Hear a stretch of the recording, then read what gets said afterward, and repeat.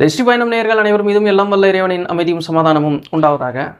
இப்போ நம்ம யாரை சந்திக்க வந்திருக்கோம் அப்படின்னா, உளவியல் ஆலோசகர் அப்பாஸ் ஜாஃபர் அவர்களை சந்திக்க வந்திருக்கோம்.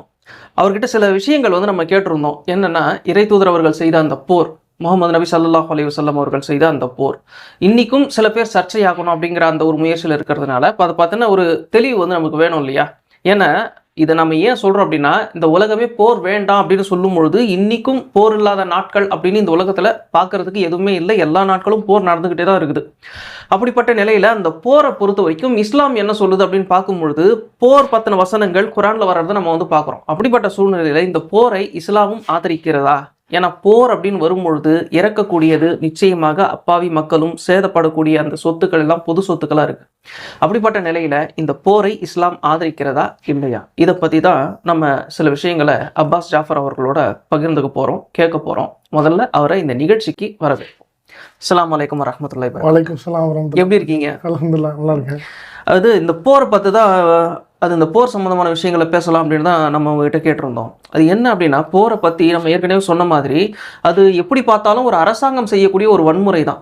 அப்போது தடுக்கக்கூடிய இடத்துல இருக்கக்கூடிய அரசாங்கங்களே இன்றைக்கி போர்களை செய்து அந்த போர்னால் பாதிக்கப்படுறது யார் அப்படின்னா, நிச்சயமாக பொதுமக்களும், அப்புறம் அந்த பொது சொத்துக்கள் சேதப்படுது. அதே மாதிரி வீரர்களுடைய குடும்பங்கள், அப்புறம் அந்த வீரர்களும் உடல் உறுப்புகளை இழந்து ரொம்பவும் கஷ்டத்தில் இருக்கிறதையும் நம்ம பார்க்குறோம். அப்போ போருடைய பின்னணி அப்படிங்கிறது ரொம்பவும் கொடூரமான ஒரு விஷயமா தான் இருக்குது. அப்படிப்பட்ட ஒரு நிலையில் இப்போ இஸ்லாமிய மார்க்கம் அமைதி மார்க்கம் அப்படின்னு நம்ம சொல்கிறோம். அப்படி இருக்கும் பொழுது இந்த அமைதியான இந்த மார்க்கமும் போரை பற்றி பேசுவது ஏன்? குரான் போரை பற்றி விரிவாகவே பேசுது. அது எதனால் அப்படிங்கிறது தான் நம்ம வைக்கக்கூடிய முதல் கேள்வி.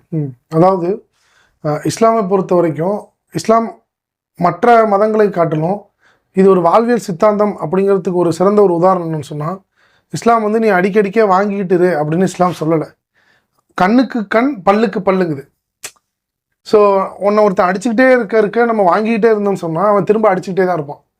ஸோ அப்போ அரசாங்கத்தின் மீது இஸ்லாம் போரை ஒரு விதியாக்கி இருக்கே தவிர, தனிநபர் ஒருத்தரை போய் தாக்குவதையோ, ஒரு குழுவாக சேர்ந்து கொண்டு அரசு அல்லாத ஒருத்தவங்க என்ன பண்ணுறது, அவங்கெல்லாம் ஒன்று சேர்ந்து ஒருவரை போய் தாக்குவதோ இஸ்லாம் அங்கீகரிக்கலை. இப்போ முகமது ஸல்லல்லாஹு அலைஹி வஸல்லம் மக்காவில், தான் பிறந்த மக்காவில் 13 வருஷம் எந்த போரும் செய்யலை. அவங்க என்ன பண்ணாங்க, அங்கேருந்து அபிசீனியாவுக்கு ஆளை தான் அனுப்புனாங்க. ஒரு 80 லட்சம் நபர்கள் அங்கே போய் இருந்து, நீங்கள் உங்களுடைய சுதந்திர உரிமைகள்லாம் அங்கே தரக்கூடிய இடத்துல போய் நீங்கள் வாழுங்க அப்படின்னு அனுப்பி, கிட்டத்தட்ட அவங்க 10 வருடத்துக்கு அதிகமாக சொந்த ஊரை விட்டுட்டு போய் அங்கே போய் ஒரு கிறிஸ்துவ மன்னர் இடத்துல அடைக்கலம் தேடி வாழ்ந்துட்டு இருந்தாங்க. இவங்களும் 13 வருஷம் எந்த போரும் செய்யலை, எந்த ஒரு புரட்சியும் செய்யலை. இத்தனைக்கும் அவர்கள் புரட்சி செய்வதற்கான அனைத்து உரிமையும் அவங்களுக்கு இருந்துச்சு. ஏன்னா அவங்க சொந்த ஊர், சொந்த பிஸ்னஸ்ஸு, சொந்த இடம், நாங்கள் எங்களுக்கு விரும்புவதை நாங்கள் வணங்குறோம் அப்படின்னு அவர்கள் அவங்களுக்குள்ள ஒரு படையை திரட்டி போர் செய்திருக்கலாம். ஆனால் செய்யலை. எப்போ போர் விதியாகுது அப்படின்னு சொன்னால், எப்போ போரை இறைவன் அனுமதிக்கிறான்னு சொன்னால், ஒரு அரசாங்கமாக அங்கே நிர்மாணிக்கப்படக்கூடியதான். அந்த நேரத்தில் ஒரு அரசாங்கம் அமைக்கப்படக்கூடிய நேரத்தில் தான் போரை இறைவன் அனுமதி அளிக்கிறான். குர்ஆன் வசனத்தை போர் அனுமதி அளிக்கக்கூடிய அந்த வசனத்தெல்லாம் பார்த்தீங்கன்னு சொன்னால், போர் உங்களுக்கு அனுமதிக்கப்பட்டிருக்கு அப்படின்னு இறைவன் சொல்லியிருப்பான். ஸோ இப்போ முஸ்லீம் அல்லாதவர்கள்லாம் சில பேர் இந்த ஒரே ஒரு வசனத்தை எடுத்துகிட்டு காட்டுவாங்க. நீங்கள் அவனுடைய பிடரியில் வெட்டுங்கள் அப்படின்னு அந்த 9வது அத்தியாயத்தில் வரக்கூடிய ஒரு வசனத்தை, முன்னாடி இருக்கிறது பின்னாடி இருக்கிற வசனத்தையும் சேர்த்து படித்து பார்த்தாவே இதுக்கு ஆன்சர் கிடச்சிரும். ஒரு போர்க்களத்தில் எதிரியை பார்த்தா எந்த நாடாக இருந்தாலும், எந்த நாட்டு கமாண்டராக இருந்தாலும் வெட்டுன்னு தான் சொல்லுவான். நீ உன்னுடைய மெர்சியை காட்டு, உன்னுடைய மன்னிப்புத்தன்மையை காட்டு அப்படின்னு எவனுமே சொல்ல மாட்டான். ஸோ அப்படி நம்ம அந்த இடத்துல போர் புரியாமல் இருந்தோம்னு சொன்னால், அந்த இடத்துல எதிரி நாட்டு படை உள்ளே வரும், மொத்தமாக ஊரில் உள்ள பெண்கள் ஆண்கள் எல்லாத்தையும் அழிச்சு கொண்டு ஒன்றும் இல்லாமல் ஆக்கிட்டு போயிடும். ஸோ அப்போ இஸ்லாம் போரை அனுமதித்திருக்குன்னா அனுமதித்திருக்கு. எந்த ஒரு கட்டத்துன்னு சொன்னால், களை எடுப்பதற்காக. அதான் அபுல் கலாம் மௌதூதி அழகான ஒரு புத்தகம். அவர் இதே கேள்வி அந்த நேரத்தில் ஒரு 80-90 வருஷத்துக்கு முன்னாடி ஒரு இடத்தில் விமர்சனமாக வைக்கப்பட்ட கேள்வியை மதரசா ஆலிம் யார், அபுல் கலாம் மௌதூதியுடைய உஸ்தாத் கேட்குறாரு. இந்த மாதிரி போரை பற்றி ஒருத்தர் அழகான நம்மள யாராவது மாணவர்களில் ஒருத்தவங்க புத்தகமாக எழுதினா நல்லா இருக்குமே அப்படின்னு சொல்லி அவருடைய கவலையை வெளிப்படுத்தினார். அப்போ அபுல் கலாம் மௌதூதி ஒரு புத்தகம் எழுதுறாரு, ஜிஹாத் ஒரு இஸ்லாமிய பார்வை அப்படின்னு. கிட்டத்தட்ட அதற்காக 2.5 ஆண்டுகள் அவர் ஸ்பெண்ட் பண்ணி அந்த புத்தகம் எழுதியிருக்கிறார். இப்போ ஜிஹாத்னா என்னன்னு நமக்கு தெரியும், ஒரு விஷயத்திற்காக பாடுபடுவது. இப்போ இஸ்லாத்தில் போர் புரிவதாக இந்த ஜிகாத் இருக்கு, இது நீதியை நிலைநாட்டுவதற்காக. இந்த வார்த்தையை இன்னைக்கு கெட்ட வார்த்தை மாதிரி இன்னைக்கு போர்ட்ரேட் பண்ணி வச்சிருக்கிறாங்க மீடியாவுடைய அந்த ஒரு இன்ஃப்ளூயன்ஸ்னால. பட் ஆனால் அந்த புத்தகத்தை வாங்கி படித்து பாருங்கள், பல அரசியல்வாதிகள் அந்த புத்தகத்தை வாங்கி படித்து கருத்துரை கொடுத்துருக்குறாங்க. அது எப்படின்னு சொன்னால், அபுல் கலாம் மௌதூதி என்ன சொல்கிறாருன்னு சொன்னால், சில இடங்களில் களை பிடுங்கப்பட்டு தான் ஆகணும், சில இடத்துல பூச்சிக்கொல்லிகள் பயன்படுத்தி தான் ஆகணும், அப்போ தான் பயிர் விளையும். ஸோ நீங்கள் எப்போ சமூகமாக வாழ்கிறீங்களோ அப்போ ஒரு சட்டம் இருந்தாகும். சட்டம் இல்லாமல் ஒரு சமூகத்தை சீர்குலையாமல் நடத்திட்டே போக முடியாது. இப்போ எனக்கு தோணுது, சிக்னலில் ரெட்டை பார்த்தா தான் போகணும்னு தோணுது. அப்போ நான் ரெட்டை பார்த்தோன்னே போக முடியுமா? எதிரில் வரவன் க்ரீன் போட்டு வருவோம், அடித்து நம்ம கொண்டுருவோம். அப்போ சில விதின்னு இருக்கும். எப்போ சிவிலைஸ்டாக வாழ்கிறோமோ அப்போ அந்த விதிக்கு உட்பட்டு வாழணும். அந்த விதிக்கு யார் மீறி போகிறாங்களோ அவர்கள் மீது அரசாங்கம் அந்த இடத்துல சில அவங்க மேலே ஒரு ரூலை இம்போஸ் பண்ணும். ஸோ சில நேரத்தில் அது ஃபிசிக்கல் தாக்குதலாகவும் இருக்கும். இப்போ நம்ம பார்க்குறோம், யாராவது ரூலை மீறி போனால் போலீஸ் அடிக்கிறாங்க. இப்போ யாராவது ஒருத்தர் நம்ம பாருங்கள், இப்போ உடனே எடுத்த உடனே யாராவது ஒருத்தர் நம்ம பெண்களை யாராவது ஒரு பெண்ணை ரேப் பண்ணிட்டாங்கன்னா நம்ம என்ன பண்ணுவோம்? அரபு நாட்டில் இருக்க மாதிரி அவனை போட்டு கொள்ளு அப்படிமோ, கழுத்தை வெட்டு, நடுவீதியில் வச்சு அவனை கழுத்தை வெட்டுமோ, எல்லாத்துடைய உள்ள குமுறலும் அதுவாக தான் இருக்கும். அப்போ இது யார் செய்கிறது? அரசாங்கம் செய்கிறது. அப்போ அந்த அடிப்படையில் தான் களைகளை பிடுங்குவதற்காக, பூச்சிகளை கொல்வதற்காக, எப்படி அந்த இடத்துல பூச்சி கொல்லப்படுது, அதனால் நான் அப்போ அதை செய்யக்கூடாது அப்படின்னா அந்த இடத்துல விளைச்சல் இருக்காது. அந்த இடத்துல களை பிடுங்கலன்னு சொன்னால் அந்த இடத்துல விளைச்சல் இருக்காது. ஸோ அதனால தான் தீமையை ஒழிப்பதற்காக இஸ்லாம் போரை இங்கே அனுமதித்திருக்கு அப்படிங்கிறத நம்ம குரான் தெளிவாக பார்க்க முடியுது. அதுதான் இறை தூதர் வரலாற்றிலிருந்து பார்க்க முடியுது. சரி, இப்போ நீங்கள் சொல்கிறத வச்சு நான் என்ன புரிஞ்சுக்கிறேன் அப்படின்னா, போருங்கிறது தற்காப்புக்கானது. சரி, ஒன்றும் பிரச்சனை இல்லை. ஆனால் இறை தூதர் அவர்களுடைய வரலாறில் பார்க்கும்பொழுது தற்காப்புக்காக மட்டுமே போர் செஞ்சதாகவும் நம்ம பார்க்க முடியல. தானாகவே சில இடங்களில் போர் அவருடைய தலைமையிலேயே நடத்தப்பட்டதையும் நம்ம பார்க்குறோம். அவர் மட்டுமல்ல, அவருடைய காலத்துக்கு பிறகு குலாஃபாய் ராஷிதீன்கள்னு சொல்லக்கூடிய சஹாபா பெருமக்கள், அவருடைய தோழர்களால் நடத்தப்பட்ட அரசு நிர்வாகங்கள்லையும் தானாகவே முன் போய் தான் ரோமையும் வீழ்த்தினாங்க, பாரசீகத்தையும் வீழ்த்தினாங்க, ஈராக்கையும் போய் பிடிச்சிருக்கிறாங்க. அப்போ இது நம்ம பார்க்கறதுக்கு ஒரு ஆக்கிரமிப்புக்கான ஒரு யுத்தம் மாதிரியும் தெரியுதுல்ல. இப்போ இதை நம்ம எப்படி பார்க்கறது? அதாவது இஸ்லாம் இங்கே என்ன சொல்லுது அப்படின்னு சொன்னால், இந்த அஃபென்ஸ் டிஃபென்ஸ் நம்ம பார்க்குறோம். டிஃபென்ஸ் ஒரு கட்டாயமாயிருது. அதாவது ஒருத்தர் நம்மளை தாக்க வராரு, அவரை நம்ம டிஃபெண்ட் பண்ணணும் அப்படிங்கிறது ஒவ்வொரு தனிநபர் மேலேயும் கட்டாயம். இப்போ உங்களை யாராவது தாக்க வராங்க அப்படின்னா அவரை எதிர்த்து நீங்கள் போராடி மரணிச்சிங்கன்னா ஷஹீத், உயிர் தியாகம்னு இஸ்லாம் சொல்லுது. அதே மாதிரி இந்த அஃபென்ஸ் அவங்களா தேடி போயும் போர் செய்திருக்கிறாங்களே அப்படின்னு நீங்கள் ஒரு கேள்வி கேட்குறீங்க. அதாவது இங்கே இதற்கான பதிலை முகமது ஸல்லல்லாஹு அலைஹி வஸல்லம் அவர்கள் எழுதின கடிதத்தின் மூலமாகவே நீங்கள் தெரிஞ்சுக்கலாம். இன்றைக்கும் அந்த கடிதத்துடைய பல கடிதங்கள் ப்ரிசர்வ் பண்ணி வைக்கப்பட்டிருக்குது. அந்தந்த மன்னர்களுக்கு அவர் கடிதம் எழுதுவார். அந்த கடிதத்துடைய தமிழாக்கங்கள் கூட இன்றைக்கி இருக்குது, நீங்கள் எடுத்து வாசித்து பாருங்கள். அப்போ ஒவ்வொரு மன்னருக்கும், ரோம மன்னருக்கு, பாரசீக மன்னருக்கு, நஜ்ஜாஷிக்கு, எல்லாத்துக்கும் அனுப்பியிருப்பார் முகமது ஸல்லல்லாஹு அலைஹி வஸல்லம். அப்போ அவர் என்ன பண்ணுவார் அப்படின்னு சொன்னால், அழகான முறையில் அவர் இறைவன் ஒருவனை ஏற்றுக்கொள்ளுங்க. அதாவது நம்ம ஒன்று புரிஞ்சுக்கணும், இந்த பூமி இறைவனுடையது. இப்போ இந்த இறைவனுடைய ஆட்சி நீதியான ஆட்சி. இங்கே பார்த்தீங்கன்னா ஒரு டிஸ்கிரிமினேஷன் இருக்காது, உயர்வு தாழ்வு இருக்காது. இப்போ ஒருத்தன் உயர்ந்தவன் நிற அடிப்படையில், பிறப்படிப்படையில் உயர்ந்தவன், இப்படியெல்லாம் என்ன பண்ணி வச்சுருப்பான். அதே மாதிரி அரச பதவி அடிப்படையில் அரசர்கள் அவன் என்ன பண்ணி வச்சுருப்பான், அடிமைப்படுத்தி வைத்திருப்பான். ஸோ அப்போ என்னன்னு சொன்னால், அந்த மாதிரிலாம் இல்லாமல் இறைவன் கொடுக்குற சம உரிமையை, இன்றைக்கி நம்ம அம்பேத்கர் கொடுத்தாரு, பெரியார் கொடுத்தாரு அப்படின்னு ஒரு சம உரிமையை முன்னிறுத்துகிறோம் பார்த்தீங்களா?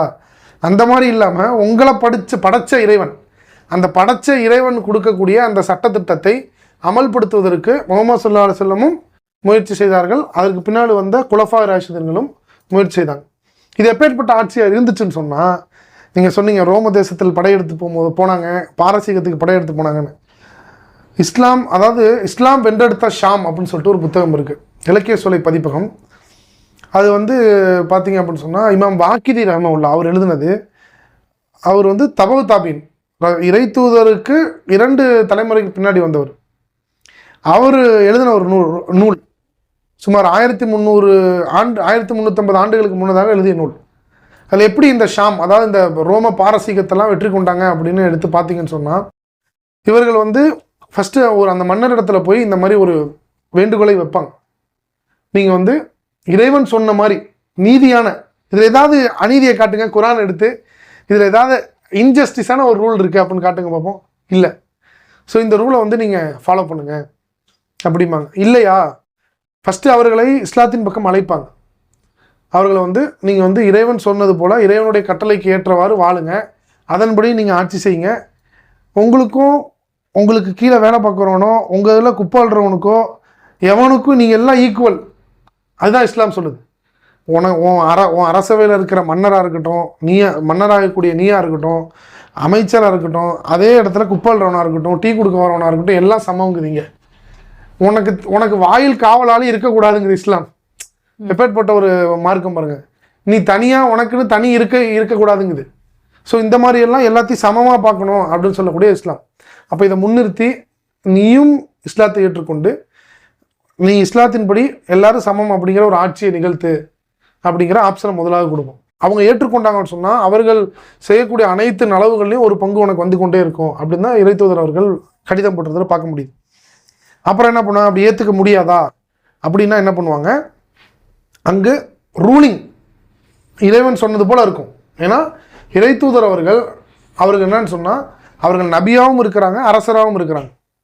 அதாவது அனுப்பப்பட்ட இறைத்தூதர்களில் பார்த்தீங்கன்னு சொன்னால் பல, நீங்கள் பைபிள் எடுத்து பாருங்கள், தோரா எடுத்து பாருங்கள், குரான் எடுத்து பாருங்கள், பல இறைத்தூதர்கள் அவர்கள் வெறும் தூதர்களாக மட்டும் வருவாங்க. உதாரணத்துக்கு இயேசு, அவர் வந்து ஒரு மன்னர் கிடையாது, அவர் ஜஸ்ட் இறைத்தூதர்.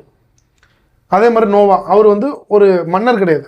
இதே சாலமான் எடுத்துக்கோங்க, அவர் கிங் சாலமான்னு தான் சொல்லுவாங்க.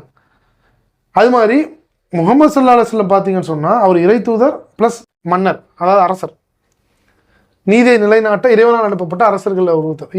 இறைத்தூதர்களை கொண்டு தான் இறைவன் வந்து நீதியையும் நிலைநாட்டுவான்.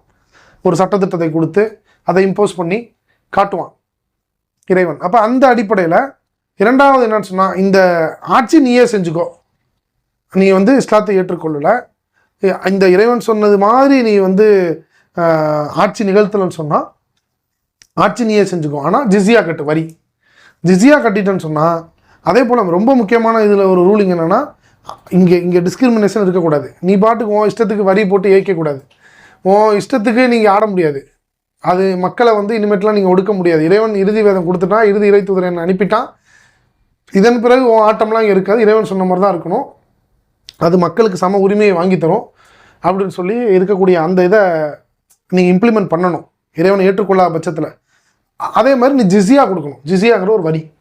இந்த வரி பார்த்தீங்க அப்படின்னா அவர்களை பாதுகாப்பதற்கான வரி, அவங்களுடைய மேம்பாட்டுக்காகவும் அவங்கள பாதுகாப்பதற்காகவும். வரலாறுகளில் பார்க்க முடியுது, எப்போ ஒரு படை வந்து பாதுகாக்க முடியாத சூழல் வருதோ, இன்னைக்கு யூதர்களை பார்க்குறோம், நாடாக விரட்டி அடிக்கப்படுறாங்க. ஜிஸ்யா வரிங்கிறது முஸ்லீம் அல்லாதவர்களுக்கு போடக்கூடிய வரி. முஸ்லீம் அல்லாதவர்களுக்கு, அதே மாதிரி முஸ்லீம்களுக்கும் இருக்கு. முஸ்லீம்களுக்கும் கட்டாய வரி ஜக்காத் இருக்கு. இது நம்ம ஒரு பெரிய ஒரு மிஸ் அண்டர்ஸ்டாண்டிங் என்ன இருக்குன்னா, முஸ்லீம்களுக்கு வரி இல்லைன்னு நினச்சிக்கிறாங்க. அபூபக்கர் சித்திக் ரலியல்லாஹு அன்ஹு, அதாவது இறைத்தூதர் இறந்த பிறகு பாய்ச்சிய முதல் சட்டமே என்ன தெரியுமா, இந்த ஜக்காத்துடைய சட்டத்தை பற்றி தான். போன வருஷம் ஒட்டகத்துக்கு கொடுத்தீங்கன்னா இந்த வருஷம் ஒட்டக கயிறுக்கும் சேர்த்து நீங்கள் கொடுக்கணும், இல்லைன்னா நான் போர் தொடுப்பேன். போர் தொடுத்தாங்க அபூபக்கர் சித்திக் ரலியல்லாஹு அன்ஹு. ஸோ அதனால இது முஸ்லீம் அல்லாதவர்கள் மீது அப்படின்னு கிடையாது, அது வரியுடைய பெயர் தான் வேற. முஸ்லீம்களுக்கு ஜக்காத்துங்கிற பெயர்லையும் முஸ்லீம் அல்லாதவர்களுக்கு ஜிஸியாங்கிற பெயர்லையும் அழைக்கப்படுது. இது அவர்களுடைய பாதுகாப்பு, அவர்களுடைய மேம்பாடு, அந்த ஏழைகளுக்கு உரியது. மொத்தமாக அந்த கவர்மெண்ட்டை நடத்துறதுக்கான ஒரு வரி, ரொம்ப மினிமல் ஒரு வரி. இது ஏழைகள்கிட்ட இருந்து பிடுங்காது. இன்றைக்கி இருக்கிற மாதிரி நம்ம ஏழைகள்கிட்ட பிடுங்குற மாதிரிலாம் பிடுங்காது, பணக்காரங்கள்ட்ட தான் எடுக்கும், அரசர்கள்ட்ட எடுக்கும். ஸோ அப்படிங்கிறப்ப ஒரு சமநிலை நிலைநாட்டுவதற்கான அது தனி டாபிக் ஜக்காத்து ஜிஸியாலாம். ஸோ அப்போ அங்கே அரசாங்கத்தை ஒரு சமநிலையாக கொண்டு போவதற்கான அந்த கட்டமைப்பு நிதி தான் இந்த நிதி. அப்போ அந்த நிதியை கொடுத்துட்டு இறைவன் சொன்னது போல் ஆட்சி நடத்தணும். இப்படி நடத்த முடியாது அப்படின்னா மூன்றாவது ஆப்ஷன், 3 நாள் கேம்ப் அங்கே நீங்கள் முடிவெடுக்கிறதுக்கு 3 நாள் கொடுத்துருவாங்க.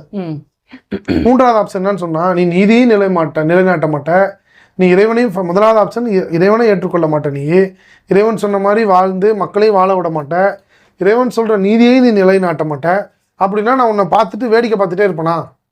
அப்போ உனக்கும் எனக்கும் இறைவன் எந்த தீர்ப்பளிக்கிறானோ அது வரைக்கும் போர் நடைபெறும் அப்படின்னு சொல்லி போர் நடைபெறும். இது எந்த அளவுன்னு சொன்னால், சில இடங்களில் இந்த ஆட்சி நிறுவி இருக்கிறதை பார்த்து ரோமர்கள் தானாக தங்களுடைய பகுதியில் கொண்டு வந்து கொடுத்ததை நான் மேன் சொன்ன அந்த புத்தகத்தில் நீங்கள் பார்க்கலாம். அவங்க என்ன பண்ணுவாங்க, இவங்க படை உள்ளதாக போகும், அந்த அந்த ஊர்களை சார்ந்தவங்களாம் என்ன பண்ணிடுவாங்க, நாங்கள் இனிமேட்டு அவங்களுக்கு அவங்க அரசாங்கத்துக்கு கீழ் இல்லை, நீங்கள் எங்களை ஆட்சி செய்யுங்கன்னு கொடுக்க ஆரம்பிச்சிருவாங்க. அப்படி வரலாறுகள் இருக்கு. நீங்க நான் சொன்ன புத்தகத்தை போய் ரெஃபர் பண்ணி பாருங்க. புத்தகத்து ஷாம்னு மூல நூல் பெயரு, இஸ்லாம் வென்றெடுத்த ஷாம்னு தமிழ்ல இருக்கு. அப்ப பெரும்பான்மையான இடங்கள் இப்படித்தான் வந்து முஸ்லிம்கள் கைக்கு வந்துச்சு, நமக்கு நீதி கிடைக்குது. ஒரு கட்டத்துல வந்து ரொம்ப பிரபலமான ஒரு சம்பவம், அபூபக்கர் போய் இஸ்லாத்தை ஏத்துக்கிட்டாங்க அப்படின்னாலும் முஸ்லிம்களுடைய கட்டுப்பாட்டுக்குள்ள அந்த இடம் வந்துடும். ஏத்துக்கொள்ளல அப்படின்னாலும் அவங்க கிட்ட அந்த படையை எடுத்துட்டு போயிட்டு நீதியை நிலைநாட்டுறதுங்கிறது இஸ்லாம் வலியுறுத்தக்கூடிய ஒன்று விஷயம், வலியுறுத்துது. ஆனா இது இஸ்லாமிய அரசாங்கத்துக்கு கடமை. அரசாங்கம் மக்களுக்கு அது தனிநபருக்கு அது கிடையவே கிடையாது. தனிநபருக்கு எந்த குற்றவியல் சட்டத்தையும் இங்கு நிலைநாட்டுவதற்கு எந்த அனுமதியும் இல்லை. அது ரொம்ப முக்கியமானது.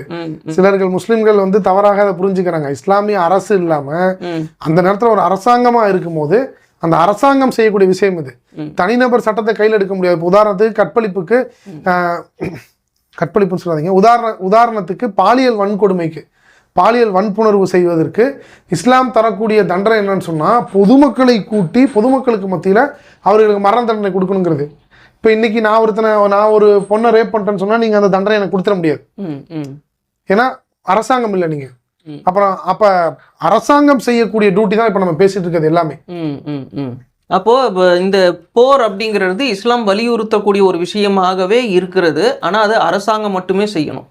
ஆனா போர்னு வரும்பொழுது வீரர்கள் கொல்லப்படுறாங்கிறத தாண்டி இன்றைய போர்களை வந்து நம்ம பார்க்குறோம். பொதுமக்கள் கொல்லப்படுறாங்க, பொது சொத்துக்கள் நாசமாகுது, எத்தனையோ பெண்களுடைய வாழ்க்கை அழிக்கப்படுது, குழந்தைகள் வந்து ரொம்பவும் கொடூரமான துன்பங்கள்லாம் அனுபவிக்கிறதெல்லாம் நம்ம பார்க்குறோம். அப்போ இந்த காலத்திலையும் இஸ்லாம் சொல்லக்கூடிய இந்த போர்களை செய்யும் பொழுது இதே மாதிரியான விளைவுகளை சந்திக்க வேண்டியிருக்கும் தானே. அப்போ இஸ்லாம் இதுக்கு என்ன மாதிரியான வரையறைகளை வச்சிருக்கு? அதாவது இஸ்லாமை பொறுத்த வரைக்கும் நீங்கள் ஒரு மரத்தை கூட வெட்டக்கூடாதுன்னு சொல்லுது.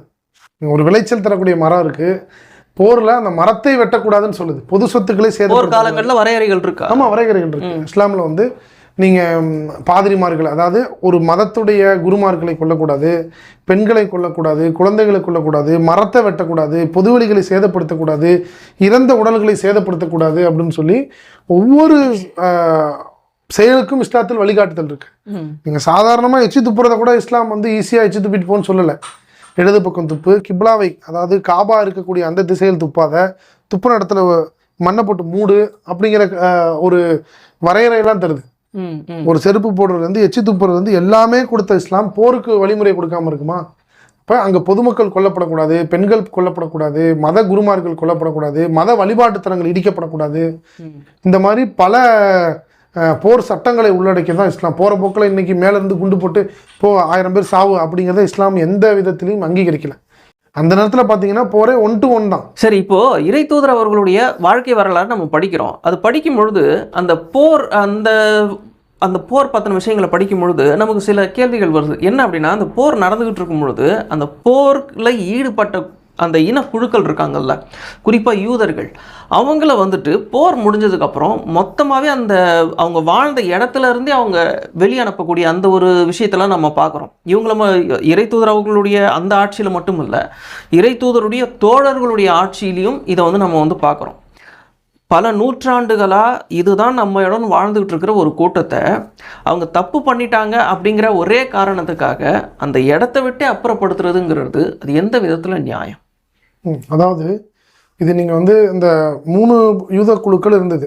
மதீனாவிற்கு முஹம்மது ஸல்லல்லாஹு அலைஹி வஸல்லம் அவர்கள் புலம்பெயர்ந்து வரும்போது பனு நலீர், பனு கைனுகா, பனு குறைதா அப்படிங்கிற 3 யூத குழுக்கள் இருந்துச்சு.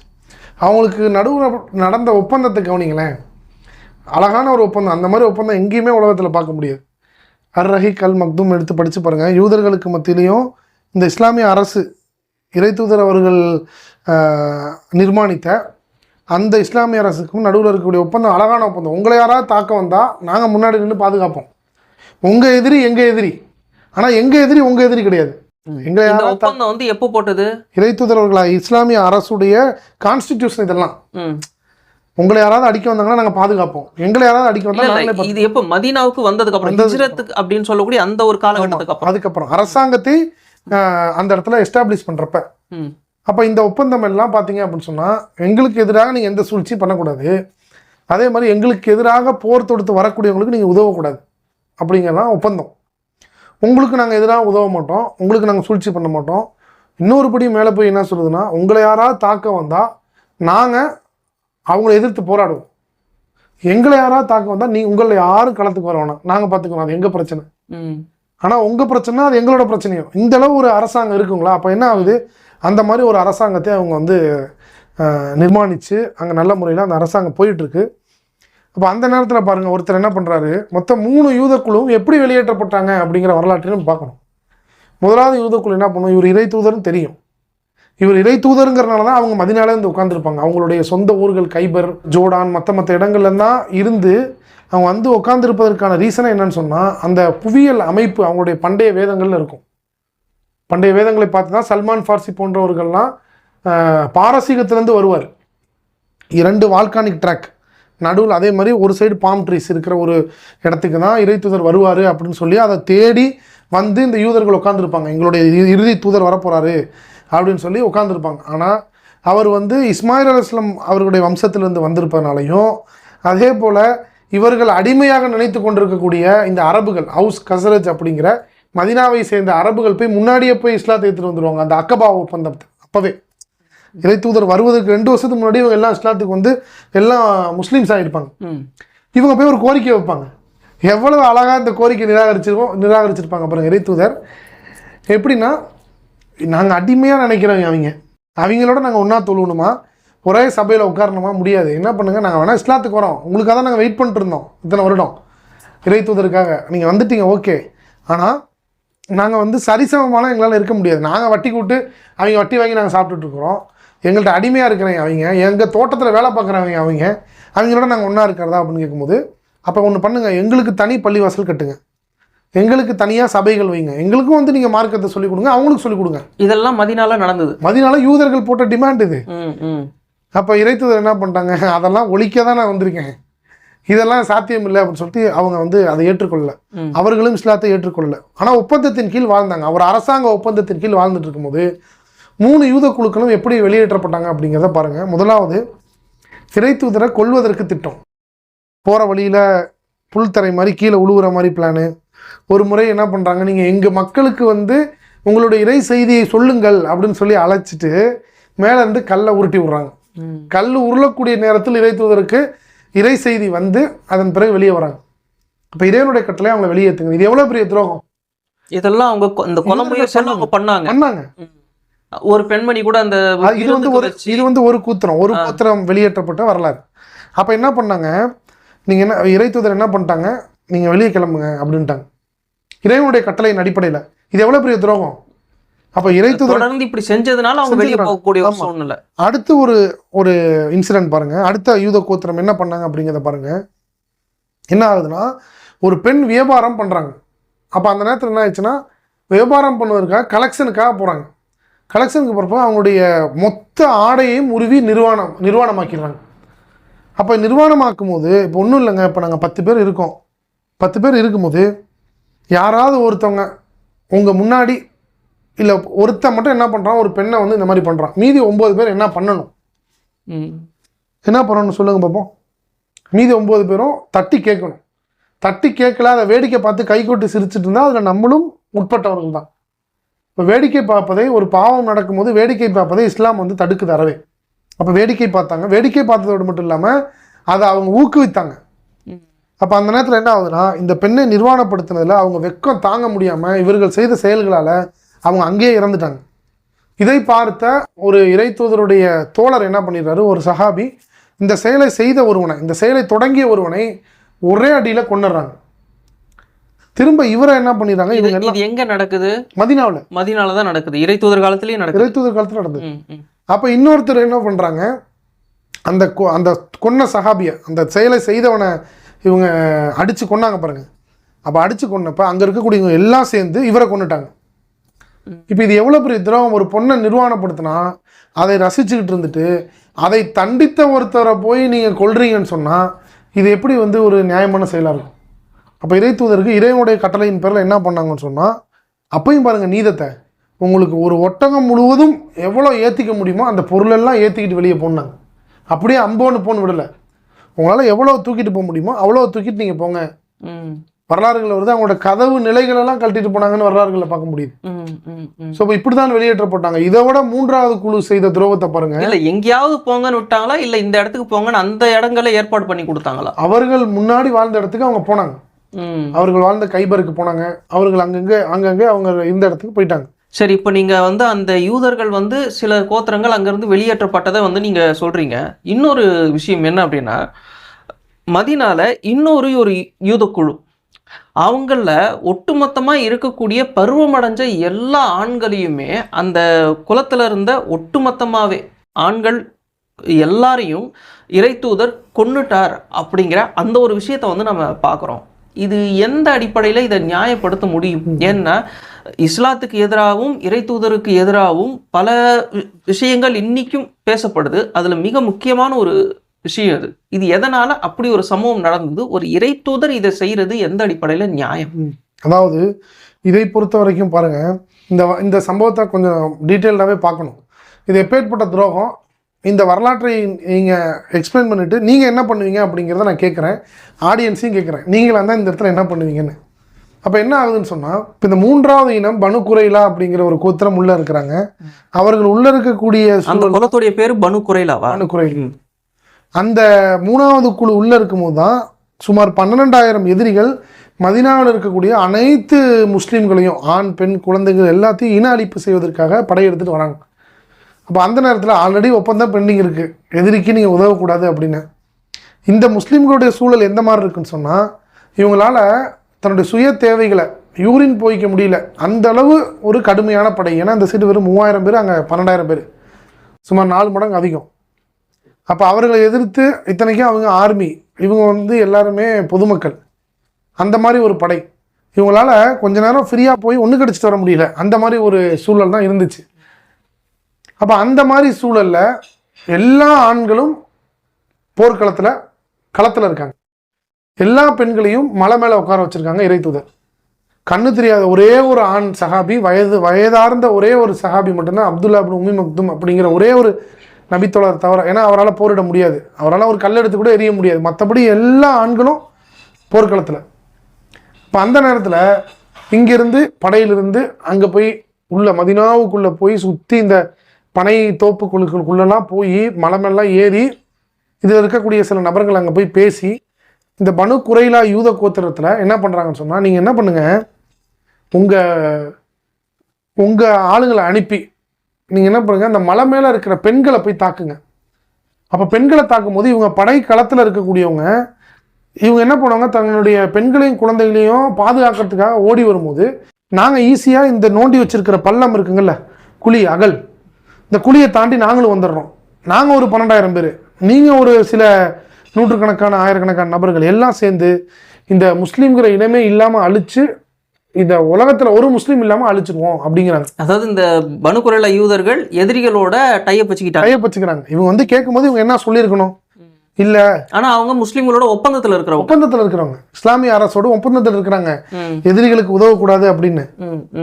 அப்போ என்ன ஆகுது, இந்த இடத்துல ஒரு நியாயமாக பார்த்தா என்ன ஆயிருக்கணும், உதவ மாட்டேன்னு சொல்லியிருக்கணும்.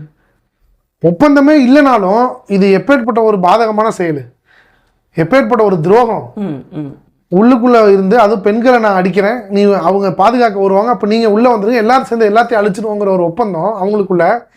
எப்பேற்பட்ட ஒரு மோசமான ஒரு அவங்களுக்குள்ள ஒரு முடிவு.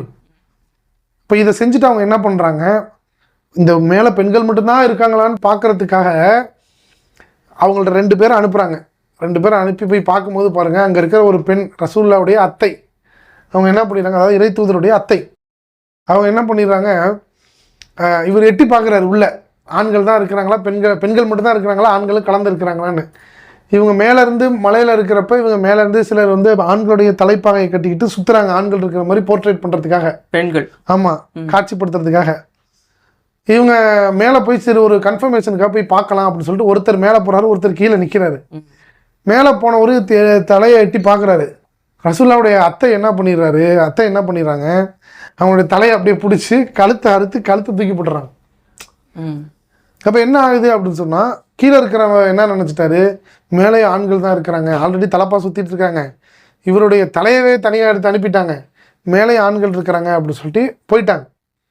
திரும்பவும் வந்து தாக்குதலுக்கான எல்லா முயற்சிகளும் எடுக்கிறாங்க. ஆனால் இறைவனுடைய மிகப்பெரிய உதவியால் எதிரிப்படையை அவங்களுக்குள்ளே அடித்து கொலாப்ஸ் ஆகிட்டு அவங்களே போயிட்டாங்க. அப்போ இங்கே என்ன ஆகுது, நான் கேட்குறேன், இப்போ நீங்கள் ஒரு டெனண்ட்டை வைக்கிறீங்க உங்கள் வீட்டில், பார்க்குறவங்க எல்லாத்துக்குமே கேட்குறேன், ஒரு டெனண்ட்டை நீங்கள் வீட்டுக்கு வாடகைக்கு குடியமர்த்துறீங்க. நீங்கள் என்ன பண்ணுறீங்க, உங்களுடைய பொறுப்பில் அவங்களுடைய பொறுப்பில் நீங்கள் வேலைக்கு போகிறீங்க வரீங்க. இந்த மாதிரி ஒரு நம்பிக்கையின் அடிப்படையில், ஒரு ஒப்பந்தத்தின் அடிப்படையில் உங்கள் பெண்கள் குழந்தைகளை நீங்கள் ஒரு இடத்துல வீட்டில் விட்டுட்டு போகிறீங்க. அவங்க உங்களை ரேப் பண்ணுறதுக்கும் கொல்றதுக்கும் பிளான் போட்டால் நீங்கள் என்ன பண்ணுவீங்க? வீட்டை விட்டு முதல்ல வெளியே போக சொல்லுவோம். அதுக்கப்புறம் சட்டப்படியான நடவடிக்கைகள் நம்ம பார்ப்போம். அப்போ அந்த நேரத்தில் சட்டம் பாருங்கள், அதுவும் அந்த சட்டத்தை தீர்மானிப்பதற்கு இறை தூதர் என்ன பண்ணாங்கன்னு சொன்னால் அவர்களிடத்துல தான் முடிவு கொடுத்தாங்க. அப்போ என்ன, துரோகம் பண்ணதுக்கு என்ன பண்ணலாம் அப்படின்னு. இது எப்போ போர் முடிஞ்சதுக்கு அப்புறம்? போரே நடக்கலங்க. அதாவது அந்த போனதுக்கு அப்புறம் அகல் யுத்தம் போர் இல்லாம போயிட்டாங்க. அப்ப என்ன ஆகுது அப்படின்னு சொன்னா, இறை தூதர் வந்து முற்றுகைக்கு போறாங்க. இந்த யூதர்களுடைய முற்றுகை, அது இறை தூதரா போல இறைவனுடைய கட்டளை. சஹீஹ் புகாரில் வரக்கூடிய ஒரு ஹதீஸ். இவங்க ஆயுதத்தெல்லாம் வச்சுட்டு குளிச்சுட்டு இருக்கும்போது புழுதியோட வானவர் ஜிப்ரீல் வந்து, நாங்களே இன்னும் ஆயுதங்களை வைக்கல, நீங்கள் என்ன போய் வச்சுட்டீங்க அப்படின்னு வானவர்கள் வந்து இறை தூதரை போக சொல்கிறாங்க. அப்போ அவங்க மதீனாவில் வந்து அந்த பனு குறைலா தங்கியிருக்கக்கூடிய அந்த இடத்துல மதீனாவில் இன்னொரு பகுதிக்கு அனுப்புகிறாங்க. அப்போ அனுப்பி அங்கே கோட்டை முற்றுகையிடப்படுது. முற்றுகையிட்டு சுமார் 25 நாட்கள் வந்து அவர்கள் கோட்டையை விட்டு வெளியே வரவே இல்லை. கோட்டைக்குள்ளே தேவையான உணவு எல்லாமே இருந்துச்சு, அவங்க 25 நாள் வரவே இல்லை. அதன் பிறகு கோட்டையை விட்டு இறங்கி நீங்கள் என்ன தீர்ப்பளிக்கிறீங்களோ அதை நாங்கள் ஏற்றுக்கொள்கிறோம். ஏன்னா இது மிகப்பெரிய துரோகம், இன அழிப்புக்கே வித்துட்ட ஒரு விஷயம் உள்ளுக்குள்ளே இருந்து. இப்போ நீங்கள் என்ன தீர்ப்பளிக்கிறீங்களோ அதை வந்து நாங்கள் ஒத்துக்கிறோம் அப்படின்னு சொல்லி அவங்க ஒரு வழிக்கு வராங்க. யார்? இந்த யூதர்களே. அப்போ என்ன ஆகுது அப்படின்னு சொன்னால், அவங்கள்ட்டே விட்டுறாங்க. சரி, உங்கள் விஷயத்தில் யார் தீர்ப்பளிக்கணும் சொல்லுங்கள் அப்படின்னு. அப்போ அவர்கள் ஒருவரை தேர்ந்தெடுக்கிறாங்க. இப்போ இந்த ஒரு தீர்ப்பளிக்கக்கூடிய அந்த ஒரு முடிவை சாத் இப்னு முஆத் ரலியல்லாஹு அன்ஹு அப்படிங்கிற ஒருத்தர்கிட்ட யூதர்களாக தேர்ந்தெடுத்து கொடுக்குறாங்க. இவர் என்ன தீர்ப்பு கொடுத்தாலும் அதை நாங்கள் ஏற்றுக்கொள்கிறோம். ஏன் அந்த அளவுக்கு யூதர்களுடைய சட்டத்திட்டங்களை அவர் தெரிஞ்சவரா? யூதர்களோடு நெருக்கமாக இருந்தவர். அப்போ யூதர்களோடு அவர் மிக நெருக்கமாக இருந்தவர். இத்தனைக்கும் அந்த சபையிலே அவர் இல்லை, இதுதான் ஹைலைட்டே. ஏன்னா யூதர்கள் வந்து அவ்வளவு நெருக்கமாக டிரான்சாக்ட் பண்ணிட்டு இருந்த ஒரு நபர், அவர்களுடைய முன்னாள் நெருங்கிய நண்பர்கள் இவர் சாத் இப்னு முஆத் அப்படிங்கிறவர். அப்போ அவர் இஸ்லாத்தை ஏற்றுக்கொள்கிறாரு, இஸ்லாத்தை பின்பற்றி கொண்டிருக்கக்கூடிய ஒரு நபர். இப்போ இந்த விஷயத்தில் இவர் தீர்ப்பளிக்கட்டும் அப்படின்னு சொல்லி யூதர்கள் ஒரு நபரை தேர்ந்தெடுக்கிறாங்க. அவர் தான் சாத் இப்னு முஆத் ரலியல்லாஹு அன்ஹு. இவர் அந்த டைமில் பனுக்குறை இந்த சீஜ்லேயே இல்லை, அதாவது இந்த முற்றுகையிலே அவர் இல்லை. அப்போ என்ன ஆகுது அப்படின்னு சொன்னால், அவர் அங்கே இருக்கிறது மஸ்ஜித் நபவியில் சில மணி நேரங்கள் பயணம் பண்ணி வரக்கூடிய தூரம். அந்த நேரத்தில் ஒட்டகத்திலேயோ குதிரையிலையோ அந்த மாதிரி ஒரு பயண தூரம். இல்லாத ஒருத்தர் வந்து தீர்ப்பு கேளுங்கன்னு சொல்கிறாங்க, ஏன்னா அவர் ஃபேவராக சொல்லுவார் அப்படின்னு. இப்போ அவர் அங்கே மதீனாவில் இருப்பார். அவரை கூட்டிகிட்டு வந்து அந்த இடத்துல அவர் கேட்பார், எல்லா தரப்பினர்ட்டையும் கேட்பார், இந்த மாதிரி எல்லாத்துக்கும் ஓகேவா அப்படின்னு. அதாவது முஸ்லீம்களை பார்த்து ஃபஸ்ட்டு கேட்பார், ஓகே அப்படிம்பாங்க. அடுத்து யூதர்களை பார்த்து கேட்பார், ஓகே அப்படின்றோம், உங்களோட தீர்ப்பை நாங்கள் ஏற்க தயாராக இருக்கோம். அப்புறம் கன்சாடையாக எல்லாத்துக்கும் ஓகேவா அப்படின்னு பார்த்து முகமது நபியை பார்த்து கேட்பார், எல்லாத்துக்கும் ஓகேவா அப்படின்னு. ஏன்னா தீர்ப்பளிக்கக்கூடியவர் அந்த இடத்துல முகமது நபி தான். பட் ஆனால் அவ்வளோ லிபரலாக என்ன பண்ணிடுறாங்க, தீர்ப்பை நீங்கள் சொல்கிற ஆளே முயற்சி உங்களுக்கு வந்து கொடுக்கட்டும் அப்படின்னு. அப்போ அந்த நேரத்தில் அவர்கள் செய்தனுடைய துரோகத்துக்கு நாம் என்ன பண்ணியிருப்போம், ஒரு அரசாங்கமாக இருந்தால் அந்த நேரத்தில் அவர் கொடுத்த தண்டனை என்னன்னு சொன்னால், போர் செய்வதற்கு தகுதியான எல்லாத்தையும் மரண தண்டனை கொடுங்க அந்த நேரத்தில். அதாவது வந்து பியூபிக் ஹேர், அந்த நேரத்தில் பியூபிக் ஹேர், அதாவது மர்ம உறுப்பில் யாருக்கெல்லாம் வந்து முடி முளைச்சிருக்குதோ இவங்கெல்லாம் அந்த நேரத்தில் போர் செய்வதற்கு தகுதியான ஒரு கிரைட்டீரியாவாக இருந்துச்சு. இதுதான் பருவமடைந்த ஆண்கள். அப்போ அவங்கள பிரித்து இப்படிதான் பார்த்தார்கள். போர் செய்வதற்கும் இதுதான், திருமணம் செய்வதற்கும் இதுதான் அந்த நேரத்தில் ஒரு தகுதி. ஒரு பிசிக்கலா இப்படிதான் பார்ப்பாங்க. அப்ப என்ன ஆகுதுன்னு சொன்னா, போர் செய்ய தகுதியான பருவமடைந்த அனைத்து ஆண்களுக்கும் மரண தண்டனை கொடுங்கன்னாங்க அவங்க. இப்ப இறை தூதர் சொன்னாங்க, 7 வானத்திற்கு மேல் உள்ள இறைவனுடைய தீர்ப்பே இதுதான் அப்படின்னாங்க. இப்ப ஏன்னா துரோகம் அப்பேற்பட்ட ஒரு விஷயம். நீங்க நினைக்கலாம் இது யூதர்களுக்கு கொடுத்துட்டாங்க அப்படின்னு கிடையாது, முஸ்லீம்களுக்கும் கொடுத்துருக்காங்க. இறை தூதர் உயைனா அப்படிங்கிற ஒரு கோத்திரம் இஸ்லாத்தை ஏற்றுக்கொள்ள வராங்க, ஏற்றும் கொள்றாங்க, முஸ்லீம்கள் ஆகிட்டாங்க. அப்ப என்ன பண்ணிடுறாங்க, மதீனாவிற்கு வெளிப்புறத்தில் இருக்கக்கூடிய ஒரு கோத்திரம், அந்த கோத்திரத்திட்ட அவங்களுடைய உடைமைகளை எடுத்துக்கிட்டு இவங்க அங்கே இருக்கக்கூடிய எல்லாத்தையும் கொன்னுடுறாங்க. கொன்னதன் பிறகு அவங்க எல்லாத்தையும் பிடிச்சிட்டுவாங்க. அவங்க எல்லாத்துக்கும் பருவமடைந்த எல்லாத்துக்கும் மரண தண்டனை கொடுன்னு கொடுத்தாங்க. ஸோ அந்த இறை தூதர் பார்த்தீங்க அப்படின்னு சொன்னால் அந்த உயைனா அப்படிங்கிற கோத்திரத்தை வந்து அங்கே ஒட்டகத்திலிருந்து அவர்களுக்கு கிடைக்கக்கூடிய மெடிசன் அவங்கள்ட்ட போய் நீங்கள் ட்ரீட் பண்ணிட்டு வாங்க அப்படின்னு அனுப்பின அந்த நபருக்கு என்ன பண்ணிடுவாங்க, ஒட்டகத்தை எடுத்துகிட்டு ஓடிட்டு இவங்களை கொண்டுருவானுங்க. அதே மாதிரியே பிடிச்சிட்டு வந்து அதே மாதிரியே மரண தண்டனை கொடுப்பாங்க. கண்ணை பிடுங்கிடுவானுங்க. முஸ்லீம்கள் தான். அப்போ இவங்களையும் கூட்டுவா கண்ணை புடுங்குன்னு புடுங்குவாங்க ரசூலுல்லாஹி ஸல்லல்லாஹு அலைஹி வஸல்லம். இதெல்லாம் நடந்தது சஹீஹ் புகார் வரக்கூடிய ஹதீஸ். அப்ப எல்லா தரப்பு மக்களையும் அவர் சமமா தான் நடத்தி எல்லா தரப்பு இதே குற்றத்தை முஸ்லீம் குழு செஞ்சிருந்தாலும் இதுதான் தண்டனை. அதுக்கு உதாரணம் தான் இது. அப்ப அதுவும் யூதர்களுடைய விஷயத்துல தீர்ப்பு நீங்களே சொல்லுங்கன்ட்டாங்க. அப்ப அவர்கள் நியமித்த ஆள் தான் தீர்ப்பளிச்சாங்க. இப்பேற்பட்ட துரோகத்துக்கு இங்க வந்து இதுதான் தண்டனை அப்படிங்கிற துரோகம் அங்க அந்த தீர்ப்பு வழங்கப்பட்டது. இதை யாருமே விமர்சிக்கல. அந்த நேரத்துல இருந்த எந்த அரசாங்கமும் விமர்சிக்கல. இப்பயும் பழைய நூல்கள் வரலாறு நூல்கள் எடுத்து பாருங்க, விமர்சிச்சுட்டு இருக்காது. இன்னைக்கு பிரசன்டிசம், இன்றைக்கு விமர்சனமாக இருக்கலாம். அது அந்த நேரத்துல அது அப்பேற்பட்ட துரோகம் எல்லா அரசாங்கங்களும் வச்ச ஒண்ணுதான். இன்னைக்கும் சட்டம் அதுதான். நீங்க இந்தியாவுக்காரன் எவனா ஒருத்தன் பாகிஸ்தான்ல போய் ஸ்பை பண்ணாலோ இல்ல பாகிஸ்தான்காரன் இங்க வந்து ஸ்பை பண்ணா என்ன தண்டனை? துரோகம். இது வந்து நல்ல மாதிரி இங்க நடிச்சு நமக்கான தகவல் எடுத்தாங்க கொடுத்து என்ன பண்றான், அதே தானே பண்றான். போய் அவன் ஆளை அனுப்பி பெண்கள் இருக்காங்களா ஆண்கள் இருக்காங்களான்னு ஸ்பை பண்ணி பெண்களை போய் கொல்றதுக்கான எல்லா முயற்சிகளும் செஞ்சிருக்கிறப்ப அவனுக்கு என்ன சரியான ஒரு தண்டனை? அப்ப அங்க இருக்கக்கூடிய எல்லாருக்கும் போருக்கு, ஏன்னா இங்க இஸ்லாம் என்ன சொல்லுன்னு சொன்னா ஒரு தவறு நடக்கும்போது அங்க இருக்கவங்க மற்றவங்க இவங்களை தடுத்திருக்கணும். ஆனா எல்லாரும் சேர்ந்து இவங்க பண்ண பிளான் இது. மொத்த கோத்திரத்தில் இருக்கக்கூடியவங்களும் சேர்ந்து பண்ண பிளானு. அதனால அங்க இருக்கக்கூடிய அந்த நேரத்தில் இந்த பிளான் பண்ண எல்லா பருவ வயது அடைந்தவர்களுக்கும் மரண தண்டனை கொடுக்க சொன்னாங்க. இது அந்த அரசாங்கத்துடைய முடிவு.